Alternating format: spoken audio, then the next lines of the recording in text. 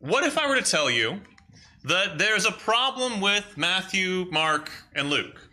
Now, I don't actually believe there's a problem with Matthew, Mark, and Luke, but there are some scholars who would tell you that Matthew, Mark, and Luke are too similar.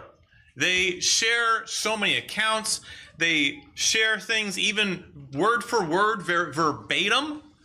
But yet, at the same time, those same scholars would tell you that Matthew, Mark, and Luke are also too different. They have too many unique accounts that aren't shared by the other Gospels. So in the same breath, these scholars tell us that Matthew, Mark, and Luke are too similar and too different. This is what's called the synoptic problem. Now, we'll define synoptic in a minute. Now, to you and I, this particular issue may not sound like that big of a deal. But this is one of those topics that can challenge the faith of someone. Imagine for a minute a young Christian goes off to college, a supposedly Christian college, and a professor tells them, well, Matthew, Mark, and Luke didn't actually write those books, but they were compiled by someone along the line from oral traditions and other writers and put together.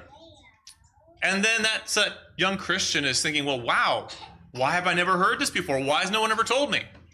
And then later on in that class, maybe a few weeks down the line, that professor then says, well, since we know that Matthew, Mark, and Luke didn't write their Gospels, we have to ask where the myth of Christ's resurrection came from. And hold on, you see what that professor just did? Throws doubt on the validity of the accounts, and then throws doubt on the very tenets of the faith. And now our young Christian friend is doubting not just whether the Bible is accurate, but their faith at large. They're questioning whether or not this can be trusted. And so we need to know whether or not there is a problem and how to address it so that our faith isn't shaken in that way. So today we're doing another one of our Addressing Alleged Contradictions sermons. We've been doing these throughout last year and this year, spread through the year, addressing various attacks against God's word. And so today we're asking that question, who wrote the Synoptic Gospels? Who did write Matthew, Mark, and Luke?